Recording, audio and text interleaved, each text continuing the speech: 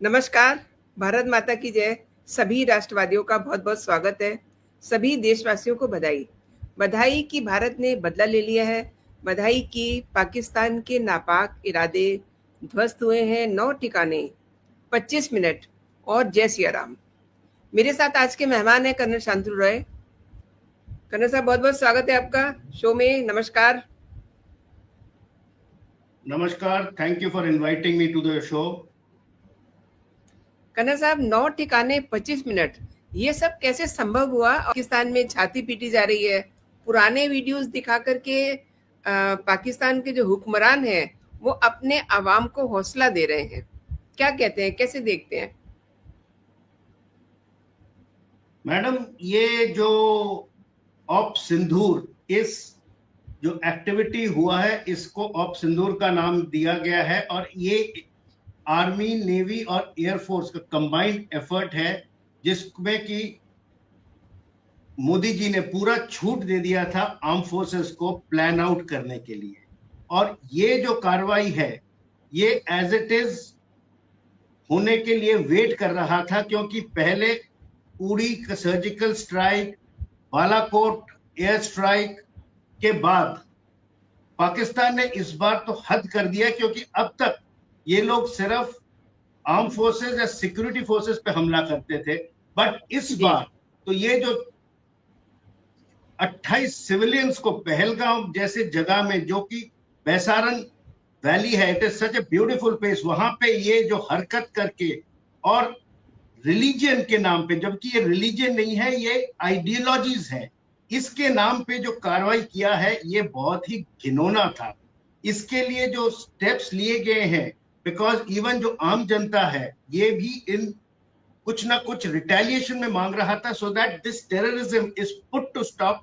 And Pakistan एवं उनके जो पॉलिटिशियंस है, chief of army staff Munir, जो ये हेट्रेड स्प्रेड कर रहे थे, क्योंकि कहा जाता है कि मुनीर ने थोड़े दिनों पहले रिलीजन और टू नेशन जो आइडियोलॉजी, उसको लेके एक स्पीच दिया था, जिसका फॉल आउट ये पहलगाम का अटैक माना जाता है। But then it is always, आप नोट करेंगे, पहल वो लोग करते हैं। और इस बार भी ऑप सिंदूर में आप नोट करेंगे, जो टारगेट्स, 9 टारगेट्स पे मिसाइल अटैक किए हैं फॉर 25 मिनट, ये 9 के 9 कोई भी मिलिट्री एस्टैब्लिशमेंट नहीं है, कोई भी सिविल एस्टैब्लिशमेंट नहीं है, और ना ही जो 60 टेररिस्ट मारे गए हैं और 70 इंजर्ड हुए कहा जाता है, इनमें एक भी मिलिट्री का आदमी नहीं है, पाक मिलिट्री, एवं कोई भी सिविलियन को डेथ या डैमेज नहीं हुआ है।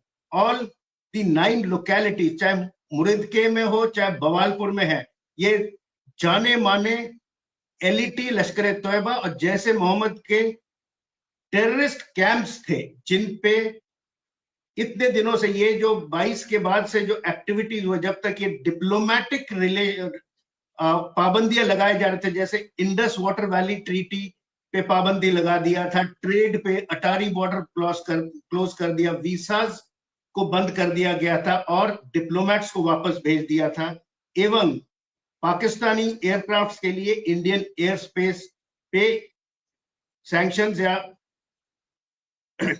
लगा दिए थे, so that they can not fly. ये इस दौरान arm forces were doing a study so that PoK में जो लोकेशंस हैं उनको अच्छी तरह स्टडी किया जाए, सो दैट कल अगर इंटरनेशनल जो मीडिया है या इंटरनेशनल जियोपॉलिटिक्स में हमको ना कहा जाए कि हम लोगों ने पाक मिलिट्री एस्टैब्लिशमेंट्स पे या इंस्टीट्यूशंस पे हमला किया है और युद्ध का घोषणा किया है, because we have attacked terrorist camps and terrorists have only been killed.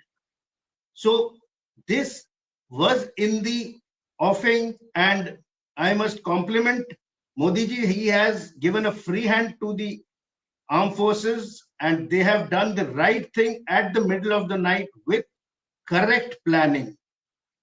So इसमें basically जो मिसाइल्स यूज हुए थे वो है स्कैल्प मिसाइल्स, जिनका रेंज है अबाउट 250 to 300 किलोमीटर्स, और ये बंकर्स एवं बड़े बड़े बिल्डिंग्स को धराशायी करने के लिए यूज किया जाता है। ये लो लेवल क्रूज मिसाइल्स है जो कि एयरक्राफ्ट से छोड़ा गया। These are air to surface missiles, और ये यूरोपियन मिसाइल्स है जो कि हमारे एयरफोर्स एवं आर्म फोर्सेस यूज करते हैं। इसमें एक और चीज था, जब ये पूरा कार्रवाई हो रहा था, navy had also move forward and blockaded the Karachi port and was keeping an eye on it. और ये मिसाइल्स का पेलोड था हैमर एम्यूनिशन एंड जो लोकल एम्यूनिशंस है, जिसको लोकल बोला जाता है because they are sent up by drones and they can scatter out and fall onto the area. They are hammer. Hammer stands for highly agile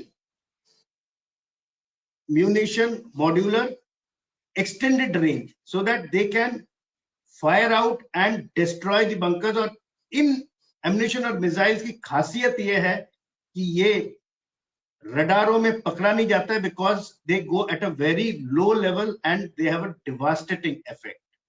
सो ये जो 25 minute में 1:05 से लेके 1:30 सुबह के आज हुआ है, this was very much in the offing. और आप नोट करेंगे इसका रिटेलिएशन पाकिस्तान नहीं करेगा, लिख के दे रहा हूं, because they will not get any global support including the supporting Muslim countries.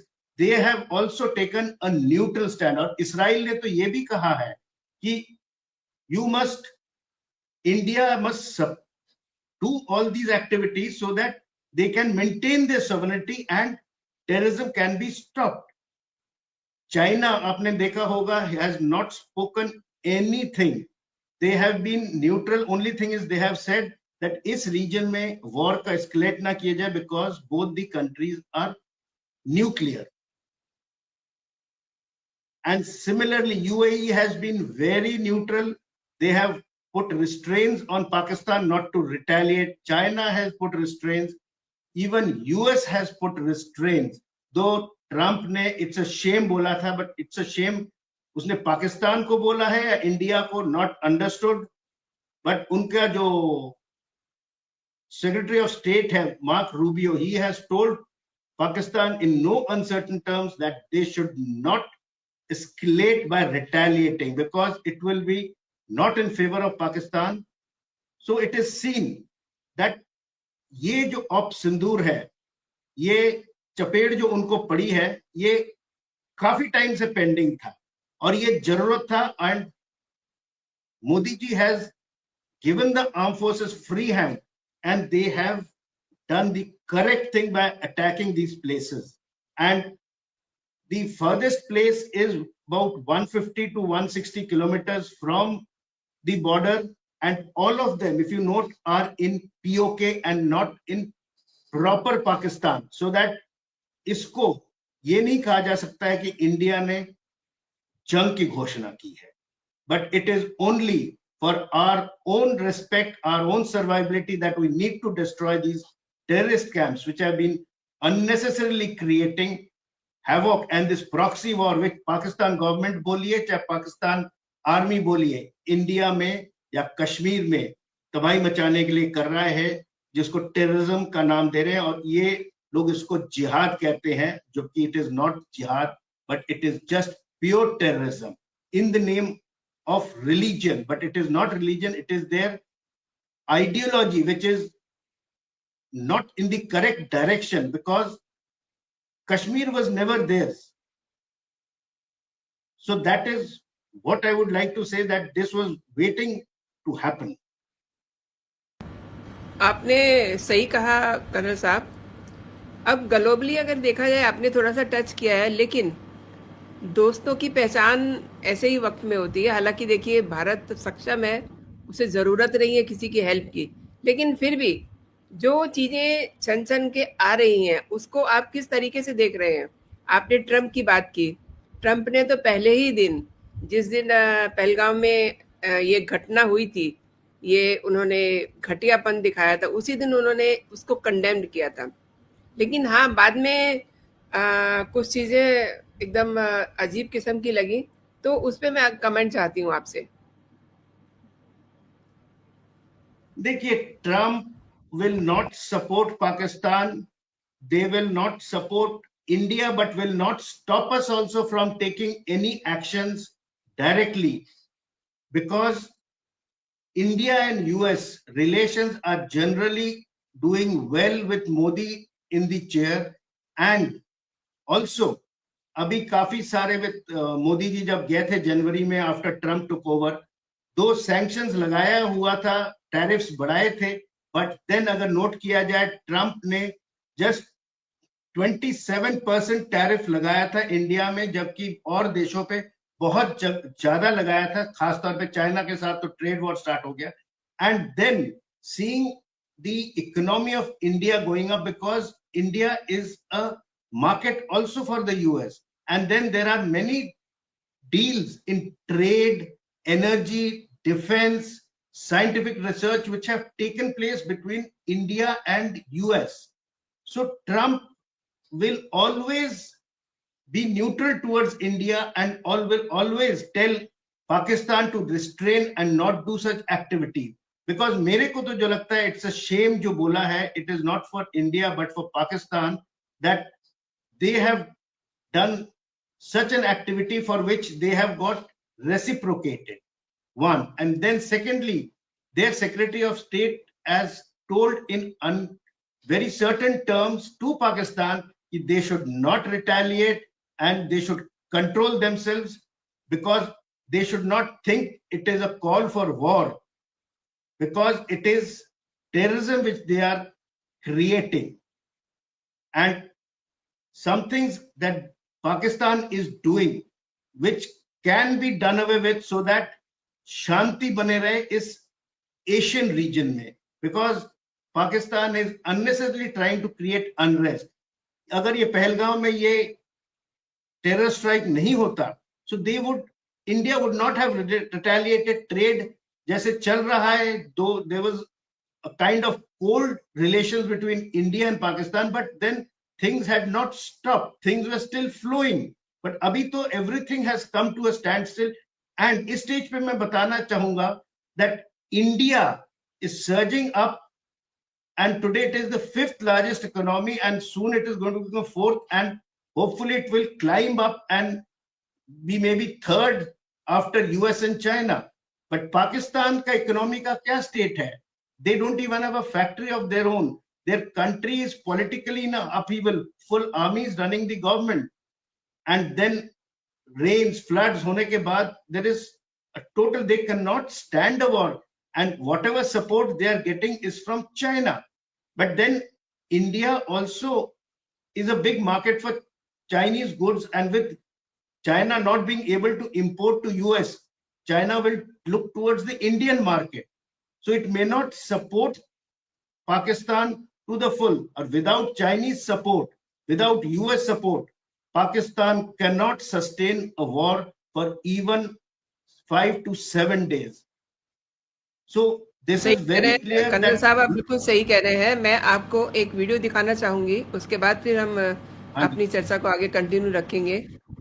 यहाँ ये आप देखें, सुहेल अफरीदी, ये आप देखें, ये मुजामत है जी, मुजामत की जा रही है. और आप देख सकते हैं तहरीक इंसाफ के तमाम एमएनए जो हैं ये यहाँ पर मौजूद हैं, और पुलिस वालों के पीछे. तो ये जो मुनीर है इस समय कहाँ है, और इनके घर में सिविल वार छिड़ी हुई है. मुनीर के लिए मैं कमेंट चाहूंगी, क्योंकि इनके कई अफसरों ने तो पहले रिजाइन कर दिए. जवान करीब हजारों की संख्या में जवान जो है इनके रिजाइन करके चले गए हैं. अब इनका कुछ पता नहीं चल रहा कि ये है कहाँ. हमारे यहाँ देखिए हमला हुआ है, सब लोग सामने आकर के बात कर रहे हैं, लेकिन इनका कुछ पता नहीं है. नहीं, सुनने में आता है that Munir has fled Pakistan, but I don't think it is true. He is somewhere in Pakistan. But I believe इनके family, like इनके जितने भी चीफ ऑफ आर्मी स्टाफ्स रहे हैं, सबके आलीशान प्रॉपर्टीज है लंदन में. सो मुनीर भी कोई कम नहीं है. तो मुनीर's family has shifted to London, I believe, but Munir is still around here. But the Pakistan Army's morale is down in the boots. ये जो आपने वीडियो दिखाया है, ये पाकिस्तान आर्मी का एक दस्ता है जो सरेंडर कर गया बलूच के टीटीपी के सामने. So this is a fact and that is the state. अभी तो ऐसा हालत है कि even the civilians Pakistan army and army के ऑफिसर्स बोलिए, जवान बोलिए, से तंग आ चुके हैं. अगर आपको पता रहा होगा कि थोड़े दिनों पहले लास्ट ईयर जब प्रॉब्लम हुआ था इनके पॉलिटिकल लिस्ट में, तब एक कोर कमांडर के घर में सिविलियंस ने घुस के दावा बोल दिया था. कोर कमांडर को बैकडोर से निकल के भागना पड़ा था. ये हाल हुआ था. And I am sure Indian army बोलिए या इंडियन आर्म फोर्सेस या चाहे पुलिस हो या कोई भी पैरामिलिट्री फोर्स हो, हमारा ये हालत नहीं होगा कि we will have to cut a sorry figure in front of our civilian population. क्योंकि we all when a war stands out, और ये जो पहलगांव का स्ट्राइक है, इसमें तो even politically all the parties have united and we are standing as one, which is not the case of Pakistan. The Prime Minister is scared of the Chief of Army Staff. The civilians are दुखी हो चुके हैं army वालों से. So there is total confusion, and the economy of Pakistan is being run by the Pak Army, not by the Finance Minister. So that is the state of their army and the nation. Colonel साहब, एक चीज और जानना चाहती हूँ. हम अभी बात कर रहे थे कि काउंटर अटैक पाकिस्तान करेगा या नहीं करेगा, हिम्मत तो है नहीं उसमें. लेकिन ये जो मैंने अभी आपसे बात की कि उनके जो अफसर, उनके कोर कमांडर्स छोड़ के जा रहे हैं, इसकी एक वजह और है. उनके पास जो हथियार हैं, लड़ने के लिए जो साजो सामग्री होती है, वो उनकी जंग खाई हुई है. और उनको ये पता था कि ये हालात हो गए तो हमारे लिए कहीं बचने की जगह नहीं बचेगी. क्या कहते हैं? आपने जो कहा ये बहुत सही है. इनकी आर्मी डिमोरलाइज होने का कारण एक है कि इनके जो हथियार है ये सब यूएस के तरफ से जो पहले फेंके हुए हैं, और अभी चाइनीज मिलिट्री वेयर इनके पास आ रहा है. इनके पास अपना मेक इन पाकिस्तान तो कोई थॉट प्रोसेस है ही नहीं. So everything जो है इनका बाहरी मुल्क से आया हुआ है, दैट इज यूएस या चाइना. एंड इनका जो एक्सपेंडिचर है, इनका जो क्या कहते हैं मिलिट्री स्पेंडिंग है, part of the GDP is one of the lowest. Their imports of military ware is the lowest. और इंडिजिनियस वेपन तो ये लोग कुछ बनाते हैं नहीं. इवन मिसाइल्स हैं जो कि चाइनीज लिया हुआ है, और सिर्फ शाहीन, सोहीन एंड P-15 नाम चेंज करके शूट करे. और अभी तो नाम भी नहीं चेंज कर रहे. Chinese P-15 missile, P-20 missile को लाके ये लोग टेस्ट आउट कर रहे हैं और शोकेस कर रहे हैं. यस, न्यूक्लियर पावर थोड़े बहुत इन्होंने बना लिए हैं, which they will restrain to use it, and most probably they will not be in a condition to retaliate, because they also know that they will be totally flattened out. Colonel साहब, एक चीज और जानना चाहूंगी. देश, हमारा जो भारत देश है, उसके ऊपर पूरी दुनिया की नजरें लगी हुई हैं. तो ये जो स्ट्रेटेजी हमारी सेना ने बनाई, जिसको लीड कर रहे थे हमारे प्रधानमंत्री, उस स्ट्रेटेजी पे आप क्या कहेंगे? क्योंकि आपने बहुत सारे ऐसे ऑपरेशन देखे हैं, लेकिन इतने कहना चाहिए कि सफाई से ऑपरेशन देखा आपने पहले, जिस तरीके से मोदी जी ने इसको हैंडल किया है. और रात भर वो साथ में बैठे रहे, एक एक चीज पे नजर रखे हुए थे. नजर रखना तो उनका बनता ही था, लेकिन इसकी स्ट्रेटेजी शायद से बहुत दिन पहले से बन रही होगी ना. क्योंकि जो मेरे पास खबरें आ रही हैं, हमारे तीनों फोर्सेस के जो हेड हैं वो करीब 4 दिन से घर नहीं गए थे. सर, इस पे प्लानिंग काफी डिटेल में हुआ है. किसी भी एक्टिविटी से पहले प्लानिंग बहुत जरूरी है. और ये प्लानिंग इन्होंने किया है। और इस टाइम पे लोगों का जो माइंड है, स्पेशली पाकिस्तान माइंड को डेविएट कर दिया था with diplomatic relations, Attari border बंद करके, और देन ये जो अभी इंडस और चिनाब में पानी को रोक लिया, जो IWT या इंडस वाटर ट्रीटी है, इसको अबेंस में करके, क्योंकि पानी इज योर लाइफ लाइन, और चिनाब भी ड्राई हो गया, पाकिस्तान में पानी नहीं जा रहा है, इनको थोड़े दिनों में त्राही त्राही हो जाएगा। तो there attention was diverted away, and a study of these camps was being done thoroughly, judgment was being done thoroughly, and then I must say selection of the weapon was very good. Instead of firing some normal bomb or firing of some missiles, selection of scalp missiles and Hummer ammunition and this other जो precision ammunitions है, इनको बहुत ही correct तरीके से select किया गया है, so that there has been proper effect. And जैसे कि बालाकोट एयर स्ट्राइक में there were questions being raised by the opposition, इस बार तो even the Pakistani media has accepted that जो 9 जगहों पे अटैक हुआ है, उनमें से 8 पे हो चुका है, एंड सही में there have been deaths of these terrorists, though वो लोग काउंट नहीं बता रहे हैं, बट एज पर हमारे जो सैटेलाइट पिक्चर्स हैं, about 60 have died and 70 odd injured, so that is very correct. और इसके चलते एक और फॉल्स न्यूज इन्होंने आज सुबह सुबह उड़ा दिया है कि हमारे 4 हवाई जहाज गिरा दिया है, एक ब्रिगेड हेडक्वार्टर को धराशायी कर दिया है, which is a total false news.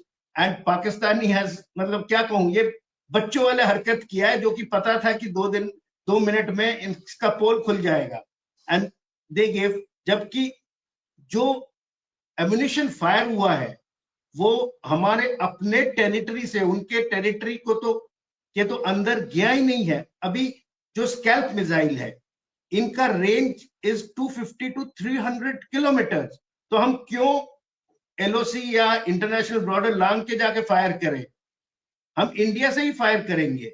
And then also these can be fired surface to surface, जरूरी नहीं कि हवाई जहाज, दो आई बिलीव ये राफेल एयरक्राफ्ट से फायर हुआ है, बट देन सरफेस से भी हुआ है, and the locations from the launch pads are quite inside, they are not on the border, and so you can understand locations are not yet out.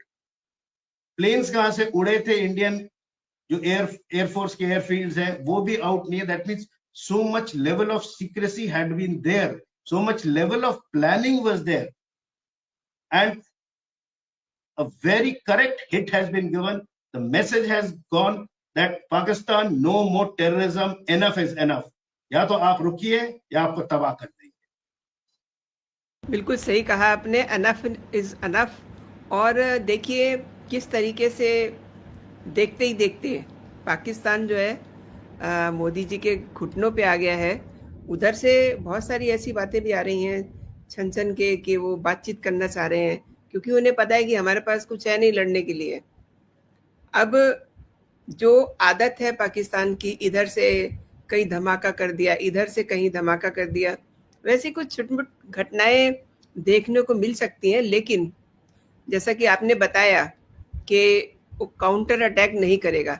लेकिन sir, दुश्मन को कभी भी हल्के में नहीं लेना चाहिए। हमारी तैयारी तो पूरी है, क्योंकि अगर उसने ये गलती कर दी तो फिर मुझे नहीं लगता कि आगे वहां के भूगोल में हमें कुछ दिखाई देगा। आपने शांतनु सर मेरे शो के लिए समय निकाला और मेरे दर्शकों को कई महत्वपूर्ण विषयों पे जानकारी दी। आपका बहुत बहुत धन्यवाद। जय हिंद, जय भारत। थैंक यू मैडम, जय हिंद।